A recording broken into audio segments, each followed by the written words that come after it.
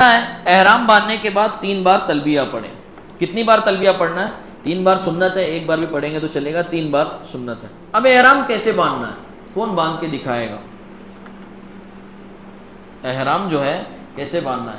حافظ صاحب آپ باندھ کے دکھائیے، تھوڑا سا سمجھ میں آ جائے.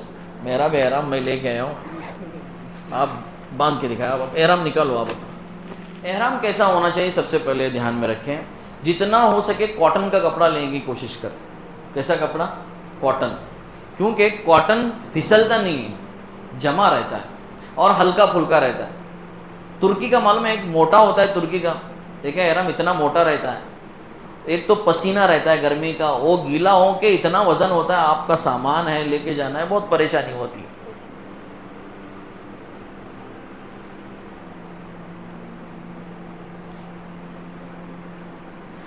دیکھیں یہ 2 چادر ہوتی ہیں احرام کے اندر، 2 کپڑے ہوتے ہیں. ہاں وہ اپنے سائز کے حساب سے لے لیں. جیسے آپ کو کوئی آدمی بہت موٹا ہوتا ہے تو وہ پتلا ہوتا ہے، تو عام طور پہ ایک ہی قسم کا احرام ملتا ہے مارکیٹ میں. چھوٹا بڑا ایسا کچھ نہیں ہوتا، لیکن چھوٹا بڑا لوگ بناتے ہیں اس کو. کسی کی جو ہے کمر پتلی ہوتی ہے تو اپنے حساب سے کر کے لیتا ہے. اور میرا احرام جو ہے بیچ میں سے ہمیشہ سیاہ ہوا رہتا ہے. دیکھو میرا احرام بتاتا ہوں کیا ہے. معلوم ہے اصل میں سفر کا سطر ایک بہت بڑا مسئلہ ہے. حج کی حالت میں سطر نظر نہیں آنا چاہیے.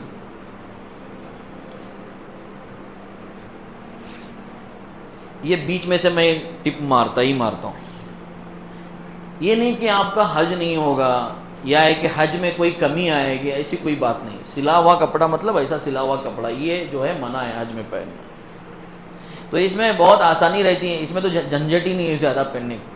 سیدھا سا پہن لیے، وہ بھی بتاؤں گا میں آپ کو.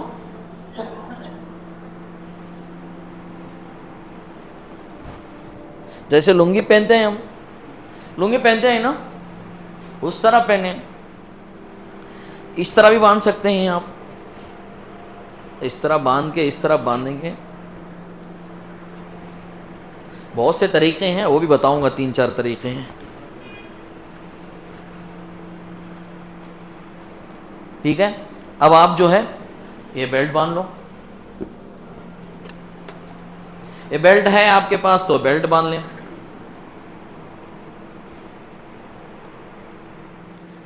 تو بیلٹ باندھ سکتے ہیں. یہ بیلٹ ہے نا، ایسا بیلٹ باندھ لیں جیسے حافظ صاحب لے کے. یا ایک بیلٹ بھی باندھ سکتے ہیں، بیلٹ کے اوپر آپ ایسی بیگ اگر آپ کے پاس ہے، ہوتا ہے یہاں بھی ملتی ہیں وہاں بھی ملتی ہیں بیگ، تو یہ بھی رکھ سکتے ہیں. یہ دیکھو ایسے بیگ ہوتی ہیں. دھیان میں رہے ناپ کے اوپر احرام ہونا چاہیے اپنا. ایک منٹ اب بتاؤ بولتے ہو اس کو. یہ بھی بیلٹ کے اوپر یہ بھی باندھ سکتے ہیں.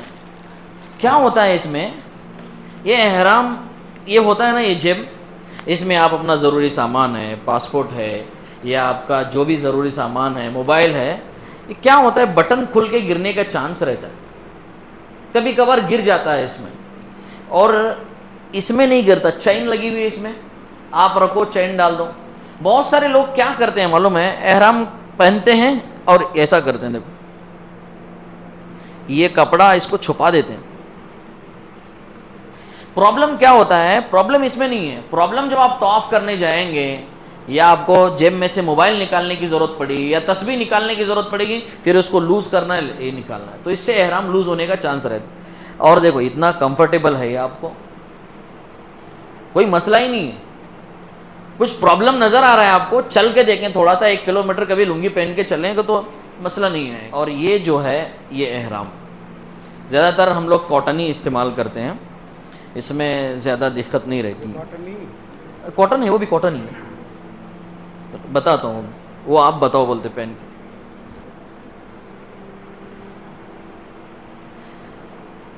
دونوں طرف سے پہن سکتے ہیں، یا تو ادھر بھی ایسا کر کے بھی پہن سکتے ہیں.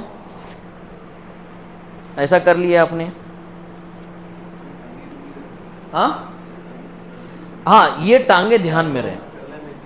یہ جو ٹانگیں ہیں بڑی کر کے پہنیں، کیونکہ اگر چھوٹی کر کے پہنیں گے تو پھر چلنے میں دقت ہوگی، 100% دقت ہوگی.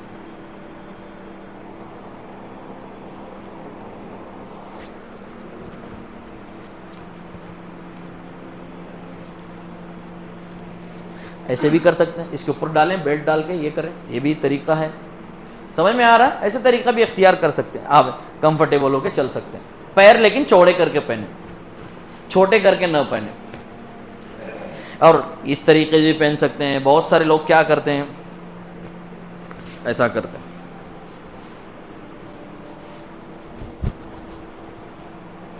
ایسا کرتے ہیں، ایسا کر کے ایسا بھی پہنتے ہیں، یہ بھی مضبوط رہتا ہے. ایسا بھی پہن سکتے ہیں. بہت سے طریقے ہیں جو آپ کو بتایا گیا، آسان طریقہ، آپ کو جو اچھا لگتا ہے. احرام پہننے کے بعد ہاں آپ نے پہن لیا، ہاں اگر لوز ان کو معلوم ہے کہ ابھی لوز ہو رہا ہے ہاں ہاں اس کو واپس کھول کے واپس صحیح سے باندھ باندھ سکتے ہیں، کوئی مسئلہ نہیں، کوئی کراہت نہیں ہے، کوئی مسئلہ نہیں ہے. اگر آپ کو لوز لگ رہا ہے ٹینشن نہ لیں، دوبارہ پہن لیں آپ اس کو، کوئی مسئلہ نہیں رہے گا. آپ پہن سکتے ہیں، بیلٹ پہننا پڑے گا. ہاں پہنے، کیوں معلوم ہے وہاں رش اتنی رہتی ہے، کھلنے کا چانس رہتا ہے. ہم تو، میں یہ بھی پہنتا ہوں، اس کے اوپر بیگ بھی پہنتا ہوں، تینوں پہنتا ہوں. پتہ نہیں وہ خاص کر کے طواف کے موقع پہ جو ہے، کبھی کبھار بھیڑ اتنی رہتی ہے تو پکڑ کے کبھی کوئی کھینچ لیا، کیا بھی ہو گیا تو ہو جاتا ہے، تھوڑا سا مسئلہ ہو جاتا ہے. تو اور بھی طریقے ہیں احرام کے، جو آپ کو یہ ہو گیا، یہ اچھا یہ ہے. اور باقی اوپر کی چادر تو بہت آسان ہے، مین کام تو لنگی پہننا ہی ہے. اوپر کا تو کیا بھی مسئلہ نہیں ہے، یہ ڈالو، ایک چادر ادھر ڈال دو، ہو گیا. اور ایک نیچے کا ہو گیا، یہ اوپر کا ہو گیا. اور ایک چیز ہے استباء. استباء کا مطلب کیا ہوتا ہے، یہ آپ کو دائنا کندھا باہر نکلنا ہے، کھلا رکھنا پڑے گا.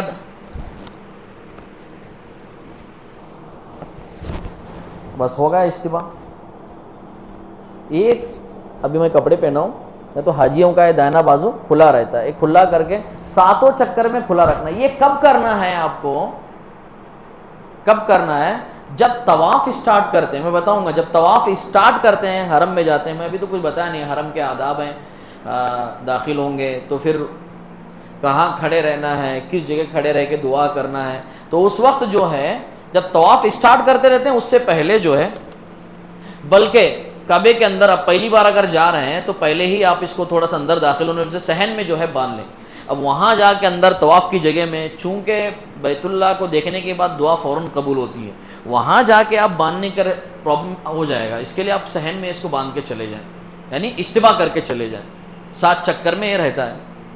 تو جیسے ہی 7 چکر ہو جائیں، فوراً نکال کے صحیح کرنا ہے اس کو.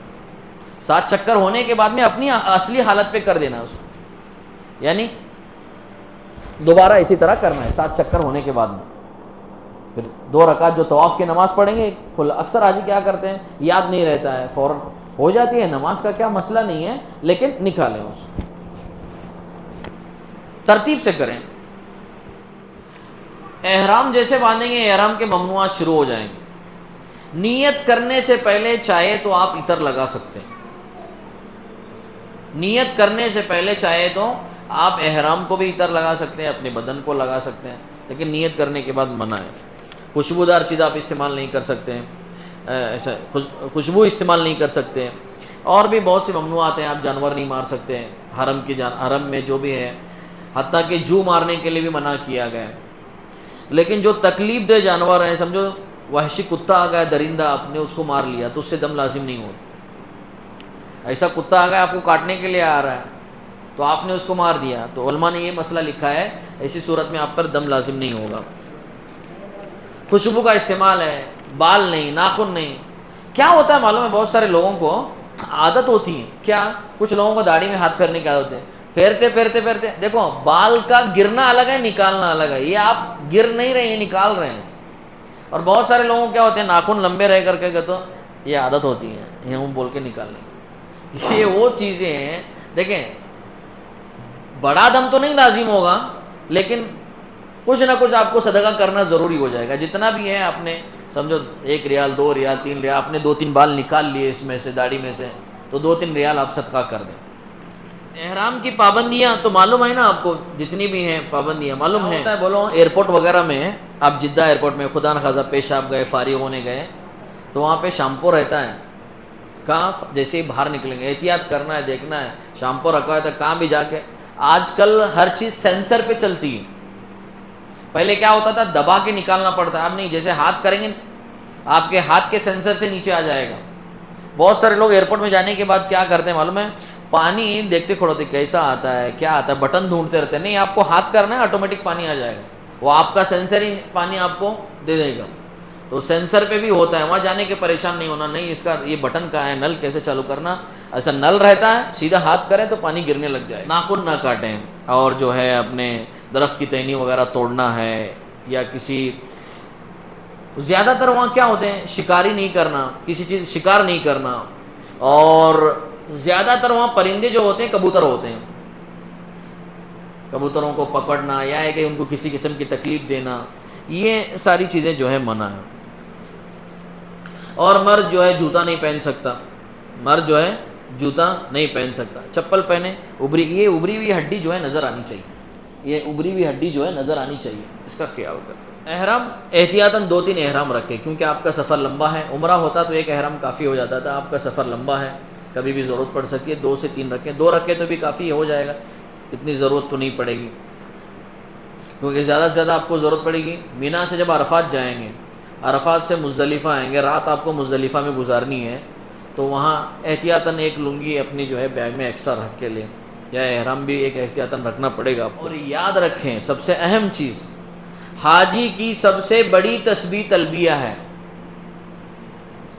کیا کرتے ہیں بہت سارے لوگ, بیزار لگا تو تسبیح لے کے بیٹھ جاتے ہیں. کوشش نہیں, منع نہیں ہے, آپ پڑھیں گے تو ایسا نہیں کہ ثواب نہیں ملے گا, میں ہی نہیں کہہ رہا ہوں. حاجی کی سب سے اہم تسبیح کیا ہے, تلبیہ ہے. آپ تھک گئے کوئی بات نہیں, تھوڑا سا ریسٹ لیں, پھر آپ پڑھتے رہیں, جیسا ہی آپ کو مطلب آپ فریش ہو جائیں پڑھتے رہیں, لیکن تلبیہ زیادہ پڑھیں. اچھا, احرام باندھ کے آپ جدہ چلے گئے, سیدھا جدہ چلے جائیں گے. جدہ جانے کے بعد میں کیا ہوتا ہے معلوم ہے, وہ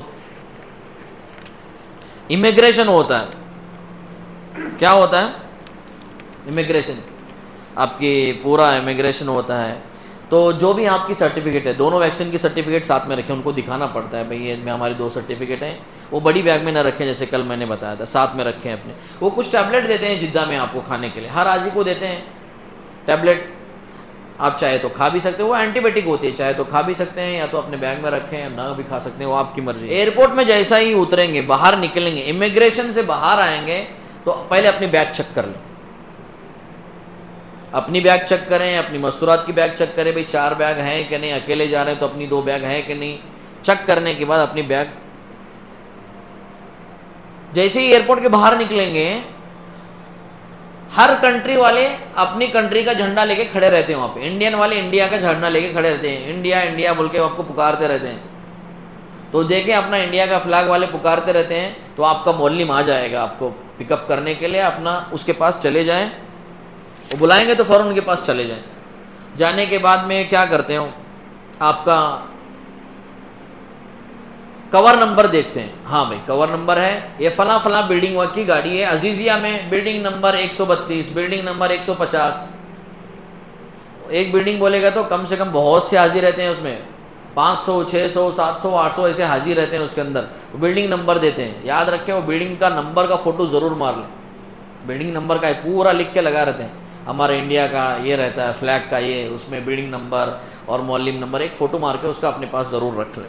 کوشش کریں, 3-4 بس لگے رہتی ہیں, سمجھو ایک فلائٹ چلے گئی, جاتی تو سب وہی ہیں اسی بلڈنگ میں. کوشش کریں جس بس میں آپ بیٹھ رہے ہیں آپ کا سامان اس بس میں ہو, آپ کا سامان اس بس میں ہو جس بس میں آپ جا رہے ہیں. نہیں بھی اگر آپ کو کچھ پرابلم ہو گیا, دوسری بس میں آ گیا, ٹینشن لے, نہیں میرا سامان وہاں ہے میں وہاں جاتا ہوں, نہیں, وہ بس بھی آپ کی بلڈنگ میں پہنچ جائے گی, پریشان ہونے کی ضرورت نہیں ہے. وہاں سامان چوری نہیں ہوتا ہے, ہمارے ایئرپورٹ جیسا نہیں, دھیان میں رکھیں, ہمارے علاقے جیسا نہیں.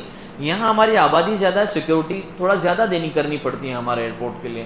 وہاں ایسا مسئلہ نہیں ہے, آپ بے فکر رہیں, وہاں سامان آپ کا چوری نہیں ہوتا. اور ایک گمان بھی نہیں آنا چاہیے کہ حاجی کوئی چیز اٹھاتا ہے. حاجی ایماندار ہوتا ہے, کوئی چیز کسی کی لیتا نہیں ہے. کیا کرتے ہیں وہ لوگ, پاسپورٹ مانگتے ہیں جانے کے بعد میں. جیسا آپ بس میں بیٹھیں گے, آپ ہو سکتا ہے آپ کو پاسپورٹ مانگیں, پاسپورٹ اتنا ہی دینا, اس کے اندر ویزا رہتا ہے اور بہت سارے اسٹیکر ہوتے ہیں، اسکینر وغیرہ ہوتے ہیں، وہ چیزیں آپ کو دینے کی ضرورت نہیں، پاسپورٹ دے دیں، باقی چیزیں اپنے پاس رکھیں، اس لیے کہ سم کارڈ شروع کرنے کے لیے ویزا ضروری ہے آپ کے، یا ابھی کا پتہ نہیں ہے، وہ سم کارڈ شروع کر کے دیتے ہیں پتہ نہیں، لیکن ویزا اسکین کریں گے تو سم اسٹارٹ ہو جاتا ہے۔ مکہ مکرمہ، جدہ سے آپ بیٹھیں گے مکہ مکرمہ پہنچ گئے، عزیزیہ پہنچ گئے۔ اب عزیزیہ پہنچنے کے بعد میں جلدی نہیں کرنا، گھائی گھائی نہیں کرنا عمرے کے لیے، سکون سے 4.5 گھنٹے کا سفر یہ، پھر وہاں سے لے کے آنے کا یہ، مستقل آپ تھک گئے، عمرہ کرنے کی جلدی نہ کریں، کھا لیں، تھوڑا سا موقع ملا تو آرام کر لیں 1 آدھ گھنٹہ۔ دیکھو ایسی حالت میں جائیں وہاں پہ کہ آپ حشاش بشاش ہوں، تھک کے جائیں گے تو عبادت صحیح نہیں کر پائیں گے وہاں پہ، کیونکہ وہاں جا کے آپ کو اور تھکنا ہے، یہاں جا کے گڑبڑ کریں گے تو اور تھکیں گے، اور پھر عبادت جو کرنی ہے وہ نہیں صحیح کر پائیں گے۔ اس کے لیے یہاں پہ جو ہے آپ روم پہ تھوڑا سا کھا لیں، آپ آرام کر لیں، اگر موقع ملا تو آرام سے، پھر جو ہے اگر ضرورت ہے نہانے کی تو نہا بھی سکتے ہیں، لیکن دھیان میں رہیں صابن نہیں یوز کرنا ہے، شیمپو نہیں یوز کرنا ہے، خوشبو والی چیز، اور سر میں تیل بھی نہیں لگانا ہے، دھیان میں رہیں، ان چیزوں کا خیال کر کے نہانا رہے تو پانی وغیرہ ڈال کے نکل جائے۔ حرم میں داخل ہونا ہے، داخل ہونے کے بعد کیا کیا ہے، دعائیں ہیں پڑھنی ہے آپ کو، پھر جیسے کیسے انٹری کرنا ہے وہ جو نقشہ بنا ہے، انشاءاللہ کل ہم نقشے پہ آ جائیں گے، کیسے انٹری کرنا ہے، آپ کا دروازہ کون سا ہے، کیا یاد رکھنا ہے، 2 بس اسٹینڈ ہیں، 2 بس اسٹینڈ ہوتے ہیں وہاں پہ، تو کون سے بس اسٹینڈ پہ چھوڑیں گے تو کون سے دروازے سے داخل ہوں گے، وہ میں آپ کو اس میں نقشے میں سمجھاؤں گا، اور پورا جو عمرے کا طریقہ ہے وہ ساری باتیں جو ہے وہاں پہ سمجھاؤں گا، عمرے میں کتنی چیزیں ہوتی ہیں وہ انشاءاللہ وہیں سمجھائیں گے، بورڈ پہ بینر پہ سمجھائیں گے۔